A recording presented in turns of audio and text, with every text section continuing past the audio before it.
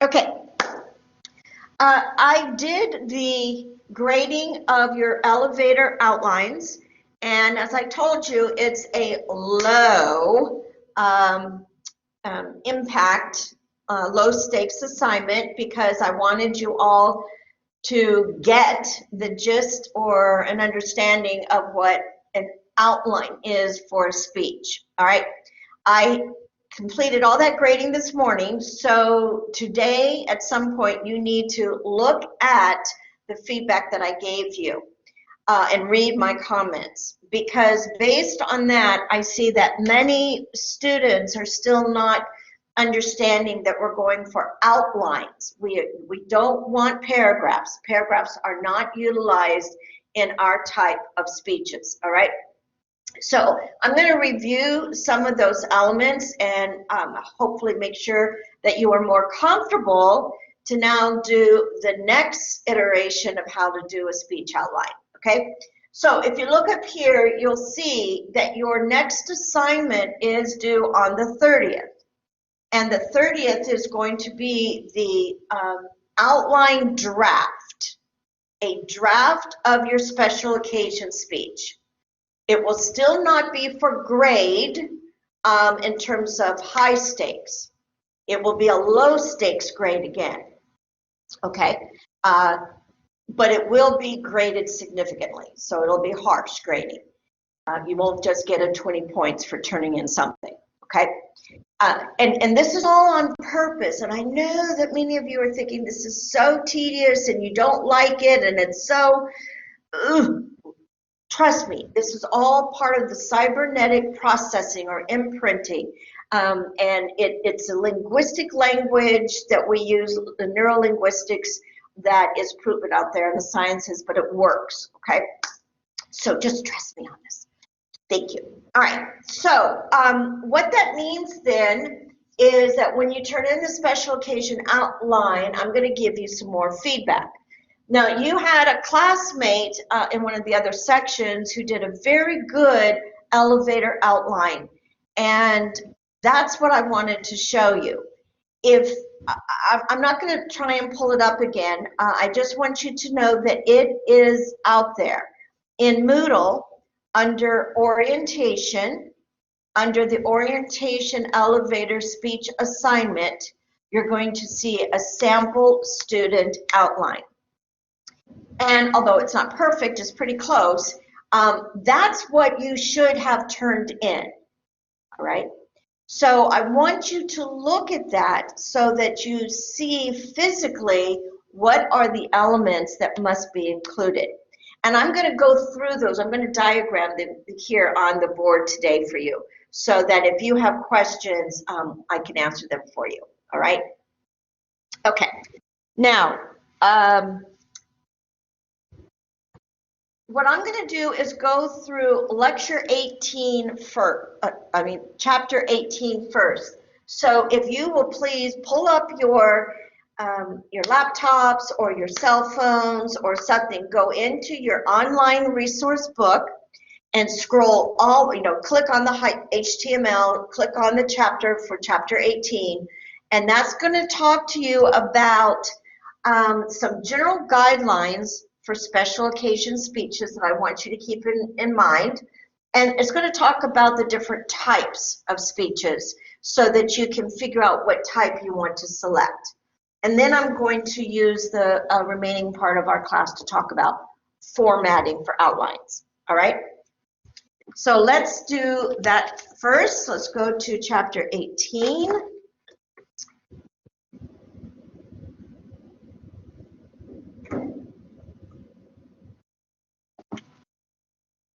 Now, this section talks about that your purpose, all right? So at the very top of your outline, you're going to say general purpose, and what you're going to say is to entertain. That, all right? Nothing more. That's your general purpose. Because a special occasion speech is to do just that.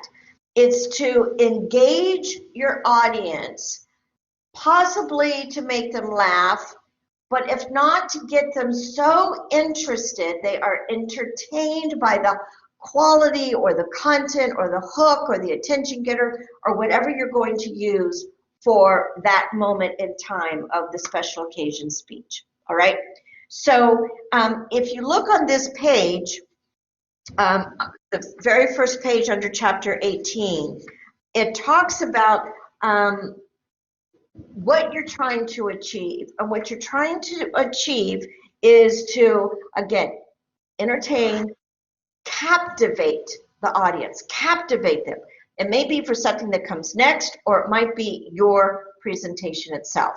So you want to captivate, which is why the general purpose for this speech is entertain. Now, your specific purpose is going to be more than that. So let me give you an example. All right. So a GP for a speech that my daughter gave at the funeral for my mom, her grandma, all right, her general purpose was to entertain. Yeah, it's a eulogy.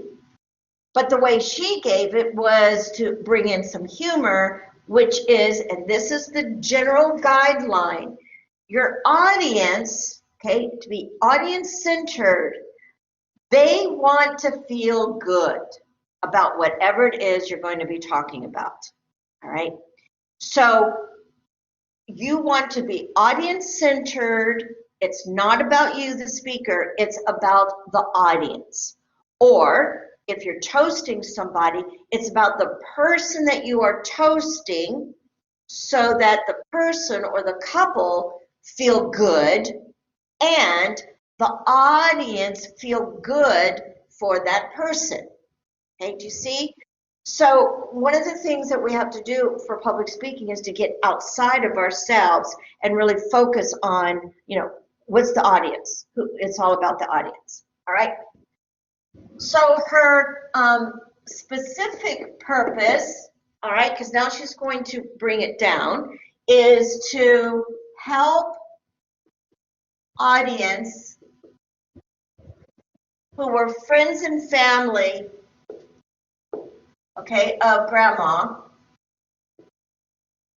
to continue the love and laugh. All right? That was her specific purpose, continue the love and to laugh. Her thesis statement, now this is where you really want to hone in on a thesis statement, is connected with the preview of what you're going to be talking about. So for this eulogy, she said, okay, today we'll share stories about, okay, grandma's art, her awards, and her travels. All right, so from an organization perspective, what you have now done is in the thesis statement, again, so whatever kind of special occasion it is, this is the generalities that you're going to have. She has given essentially a preview of what she's going to be talking about for the entire speech. Okay, so she's going to talk about stories that she remembers about her grandma, and they are going to involve stories about her specific art, because she was an artist, about some of the awards and how she handled those awards. It's kind of funny. And her travels, because my daughter actually traveled with her to Europe. Okay, so this is all what she's going to be talking about, right? But she remembers that this is her point. This is her purpose. And this is what she's really trying to achieve specifically, okay? Then she's going to have above here her visual aids or props, all right? And even if there's none, you would say none, all right? Actually, my daughter had a few things that she had listed there. She had a couple of props. And then she had stage directions, okay? So these were the personal reminders to my daughter of what she wanted to make sure she remembered, all right? So she wanted to have her box of tissues right next to the podium, all right? She needed to have her water, her H2O close by in case she got a dry mouth, all right? And she wanted to remember to smile, okay? So this is the top portion of all speech outlines. That amount of detail really positions you to know what you're going to be talking about and guide you through the whole process. Okay, it's preparation, preparation, preparation. All right, so I'm going to look at you guys and I'm going to see. Does anybody have any questions about this part? Some of you are now saying, now I know what I was missing. Or some of you are saying, yes, I got it, good. Okay, because many of you did get it right. All right. So that's the feel for some of the generalities. And when you look over at the second page for chapter 18, it's got some elements there that are in large print. It says things like, be prepared, okay? This is like, be prepared. Know all of this is part of your preparation. Be adaptive to the occasion. Now, this was a eulogy that was presented at a church, so my daughter didn't drop any F-bombs, all right? So she wanted to adapt to the environment to be respectful for where it was being held, all right? Be adaptive to the audience. So these are the family and friends, some of whom my daughter had no clue about. The place was filled. She didn't know a lot of these people she did not know. But she knew that they were important to her grandmother. And so what she wanted to do was to make sure that when they left, they still felt good in the heart, okay? And even had a few laughs to help them in their healing of sorrow. Be mindful of time. So 30 seconds, 60 seconds, 90 seconds, 3.5 minutes, whatever your time is, all right? And that's your generalities for what you're looking for. Now, the next section of your resource book is all about the different types. And you get to pick whatever type you want, okay? You could do, like, a eulogy is kind of fun to do about yourself. But you could do and if you do a eulogy about yourself, you speak in third person, like about you, like, and here is Miss K. Most people called her Miss K, although her name was Kathy Kruska. You go talk about yourself in third person. Okay, so down here, there's examples of what's known as a ceremonial speech. And I'm not going to go into details on all of these. I want you to read these on your own. But what you're going to see is that they're all defined. So on the tiny margins on the side of your resource book, it gives you a definition of what a speech of presentation is. A speech of acceptance for accepting an award. A speech of dedication if you are, breaking ground for a new hospital. A speech of, a toast to a couple celebrating the 50th wedding anniversary, or being the best man or something at a wedding. Versus a roast, all right, which is that you are going to kindly, not meanly, kindly poke fun at somebody because it's part of that person's being. Eulogy, saying farewell to somebody who's retiring, or somebody who's moving out of a neighborhood, or somebody who's going on to university. Inspirational, speech of goodwill. Maybe you screwed up and now you got to try and get goodwill back. Commencement. I mean, there's so many things that you can do. And you can create these to be hypothetical. So let's say you are wanting to be, one of our students in the class wants to be an attorney. And I'll let you guys figure that out or see if that person will self-disclose. And maybe this person who wants to fight for justice and for what's fair, you know, goes to law school, passes the bar, is setting up practice and doing a great job and decides, oh, I got to do more with this. I'm going into politics. Okay, so maybe this person is going to start to do a speech and do public speaking and all those things because he's going to run for a campaign, wants to become a U.S. senator, you know, blah, blah, blah. All right, those are all parts of what could be considered special occasion speeches. So keep that in mind. It also talks about keynote. Now you are not doing a keynote for this assignment. Keynotes are too long, so don't pick that one. And that's it. Okay. So you read those on your own. And if you know, hypothetically, if that student who is an aspiring attorney decides that he wants to write a thank you speech to all the people who are celebrating his passing of the bar at a big party that's being held, that's a big deal. And he decides, or she decides, I can't remember, to actually say thank you to the people who helped the success to be achieved, you know, through college, being, you know, grown, all that stuff. That would be a great speech to do.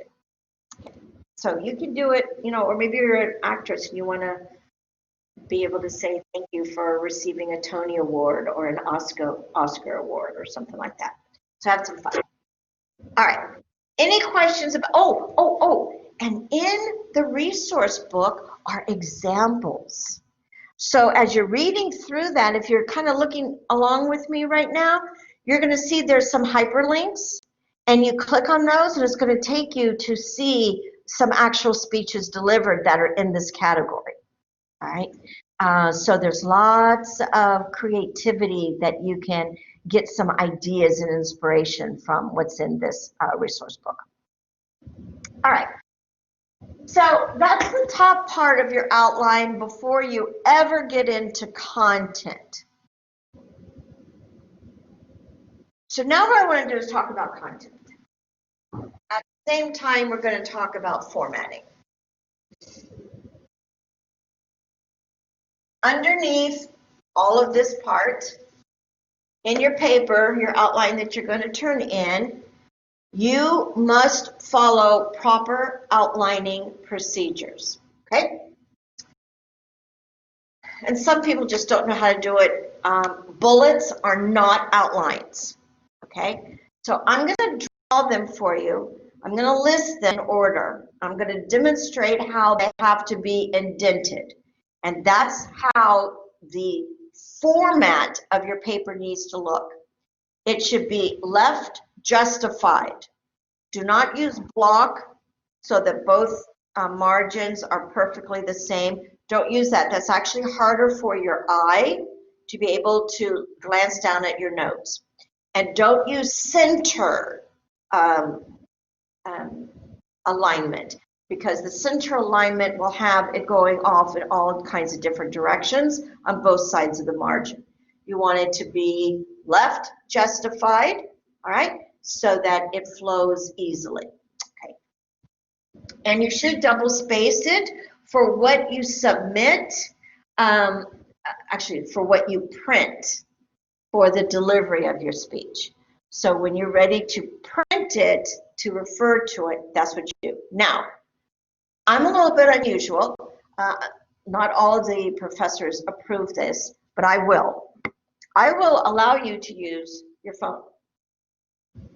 All right. So So again, having it double spaced, if you bring up your document on your phone, you can use this as your notes. And you can, just like on a TED Talk, you can refer to, glance down, and swipe it up and swipe a little bit so that you can stick with it. You can also do it on your computer, but you cannot read off your computer, and you cannot read word for word from your phone. These are just notes. These are just tools to help you find out what you need to say. All right, so now let's look at what you need to have in the main parts of your outline. Main part number 1 is going to be your introduction, okay? Don't ever underline. Underline means it's a hyperlink, so don't underline. But you're going to spell out introduction,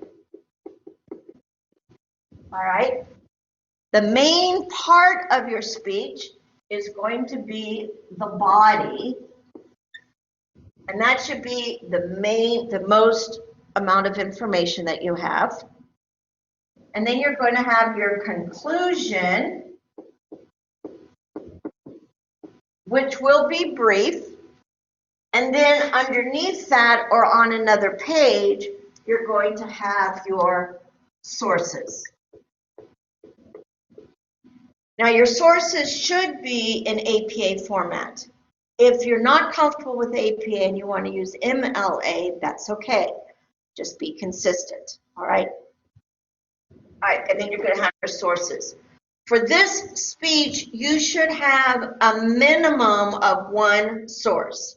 One source. Everybody needs at least one source, because I want you to get the habit of referring to a source inside your speech. And this is practice for when you have to do a lot of sources, all right? So you should have at least one source listed in up here, okay? Or on another piece of paper, or just at the bottom of your outline. Now, within each section, so all speeches have these 3 primary parts. These are the parts of a speech. Now, let's look at the introduction. If you can, I would love for you to pull up, see if I can find my document. Find it. All right, so I'm going to share my application screen. So let's hope this works.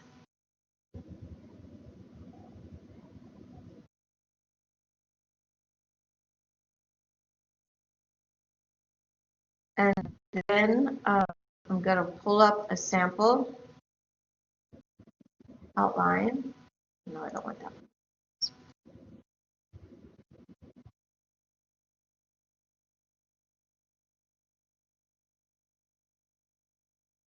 All right. Make it a little bit bigger. Can you see it?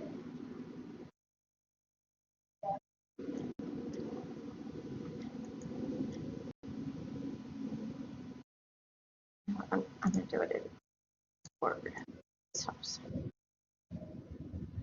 Oh, no. All right.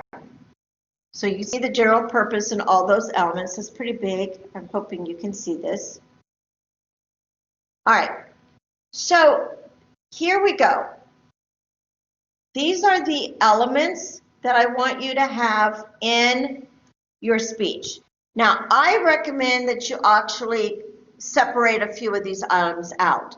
So you can see Roman numeral 1, Roman numeral 2, Roman numeral 3, Roman numeral 4, all right? Roman numeral 5, and maybe a Roman numeral 6. All elements on your speech need to have a label. So the first label is going to be a greet. And you're going to say your name. That needs to be bolded, all right? So that is a neurological signal to your brain that you don't read that. That is just a memory jogger to know that's your purpose of what you're going to be doing when you say the words that come next. And in full sentence outline, now you're going to say, good afternoon, my name is Kathy Kruska. Item number 2, is now your attention getter. Same thing in bold. Now sometimes you can change the order of any of these things. They don't have to be the exact order, but each of the elements needs to be there. Okay. You're going to, I usually say credibility is next. Remember, this is what we learned in the last couple of videos or lectures where we talked about Aristotle, who told us that you've got to establish your credibility with your audience. All right, so what gives you the right to talk about whatever you're going to be talking about?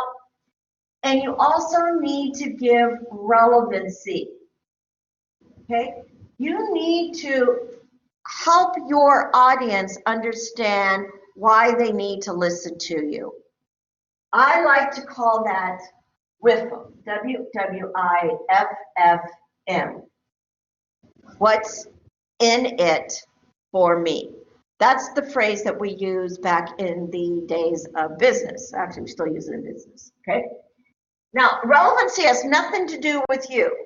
Remember, we're staying audience-centered. So relevancy is, my daughter said, my goal today for you is that when you leave here, you will have more memories in your heart of my grandma that you'll be able to keep and bring back whenever you feel sadness of her passing. Right? That's relevancy. That's for you. That's for the audience. All right. Then what you're going to do is you're going to reveal your topic, which is your thesis statement. Even though you already wrote it up here, you have to write it down here again. And the reason is because you're going to give a preview to your audience. You're going to tell your audience, because they don't have a copy of your speech, you're going to tell them what are your main points going to be. So you actually verbally tell them. So today I'm going to talk to you about her art. I'm going to talk to you about the many awards that she received. I'm also going to talk about the craziness of her travels. All right? So that's your preview. Okay? At that point, I actually recommend that you not put a Roman numeral, but that you write transition over here in italics. And that then is going to be a transition statement that guides your audience from your introduction into the main points. So you've already laid out what you're going to talk about. So now you're going to say something like, so let's begin by exploring the different types of art that some of you may not even known that she did, including nudes. All right? So now we've got some information out there, and then, my daughter at that point said, ew, being the granddaughter. But now we know that this is going to be a transition into body. Roman numeral is going to be about her art. Now watch carefully. Now we're going to indent and do a capital letter A and say types. All right? All right, and that's, I'm sorry. Here we're going to say main point number 1, okay, is her art.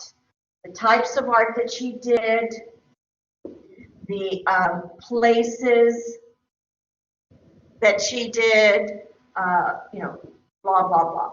And then, but these are all going to be sentences, and these are where you come in with examples, examples, examples. This is the support for this main point. 2. Main point 2. All right. And at this point, I'm going to talk about her awards. Right? And now it's going to be A again. We're starting over with A. And it's going to be about senior of year. It's going to be maybe something that she did with the national, it's actually modern art of Los Angeles, something she received, blah, blah, blah, right? And then she's going to describe exactly what happened. And this is all going to be in sentences, right? In sentences. 3, you aren't going to do more than 3. For this speech, you may only do 2 because of time. And it's going to be main point 3 and travels. And the same thing, you just repeat, A, B, C, all right? Or A and B. You may only have 2, that's fine. Or you may have A, B, C, D, okay? That's up to you, you just have to manage your time, okay? But it's always full sentence outlines with little mnemonic kinds of labels to guide your eyes so that you know what in the world you're supposed to be talking about next, okay? From here, then, we're going to do another transition.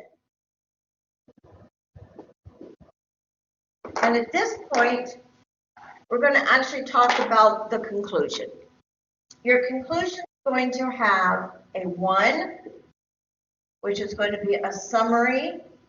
And if you look at this here, you can see how it's all done here, transition. Okay, so restate the main points or restate the central idea. That's the same thing as a summary review. All right, here for Roman numeral 2 is going to be possibly a memorable thought, something that you want the audience to leave with and not forget. 3 might be a, are there any questions? And then 4 is a thank you. And you always say thank you at the end of a speech, that's the signal for your audience to applaud. And when you say thank you, you give a pregnant pause, silence. So you say thank you. And then you exit. So you always have like a 2-second count before you go on to something else. Okay? So as you can see, here's the thank you, the questions. This student even put in what's known as the RAA technique, which we will be talking about later. But the whole point here, and then I want you to notice, within the body, you're going to have what are known as signposts. Right? A signpost is going to bridge this point A into point B. So remember my transition up here was, so let's start off by talking about grandma's art. Now the signpost here, and we use signposts inside the body. All right, so now I bet you're all waiting to hear about all the many awards that she's received. Finally, let's take a look at the places she traveled. Right? Those are signposts. Again, they're guiding signals to your audience of where you're going in your speech. And then you have your transition at the end of here to go into this. Okay? All right, so you can see here's a signpost. Unfortunately, nothing was written here, so something needs to be written here. not just the label.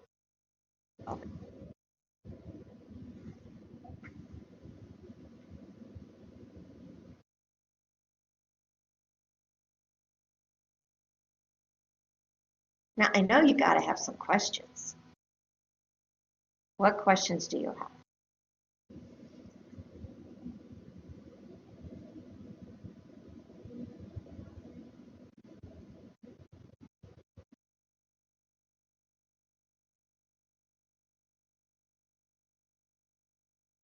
Really? No questions?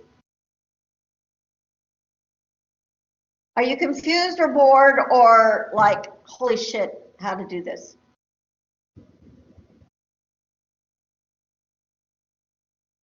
Nothing? Okay. All right.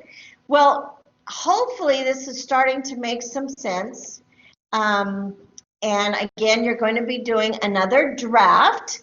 So you're going to have an opportunity to make some more final edits before you turn it in for grade, for high stake grade, and then before you deliver it. And I'm going to be talking about delivery when we get together next week.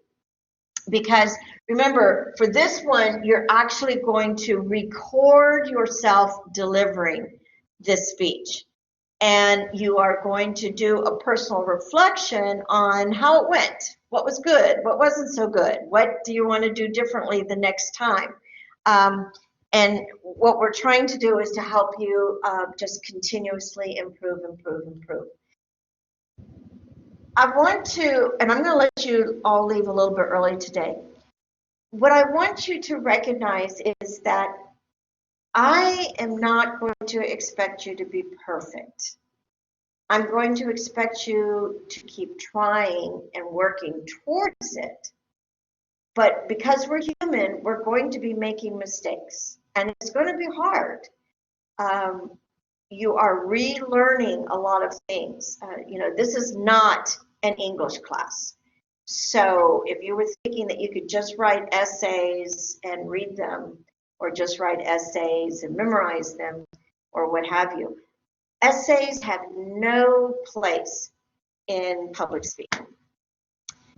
That is what we would call a manuscript. And manuscripts are only used for people who use what are called teleprompters. And a teleprompter is something, and I know you've seen them on TV, where a speaker actually can read. There'll be two teleprompters up here, and they are paced so that the speaker can look here and see the teleprompter, but it's clear.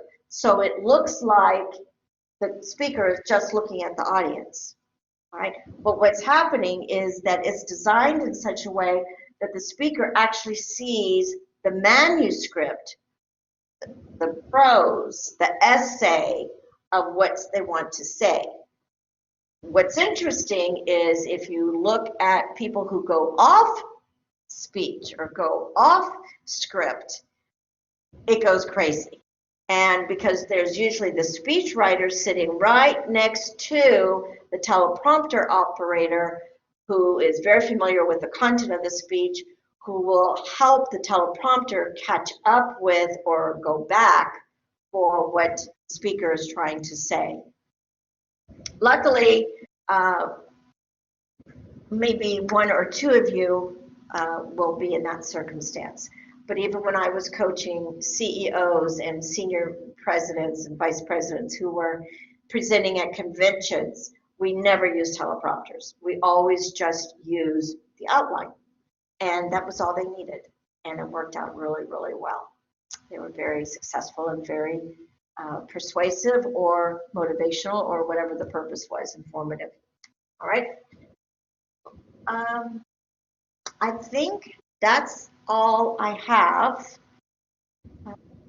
I'm going to stay in class, so I'm going to hang here if you would like to come up to the microphone and ask me any clarifying questions. And you guys have a good weekend. Stay safe, stay healthy, and start on your drafts. And you can also send me a draft if you want to just preview something. Good one.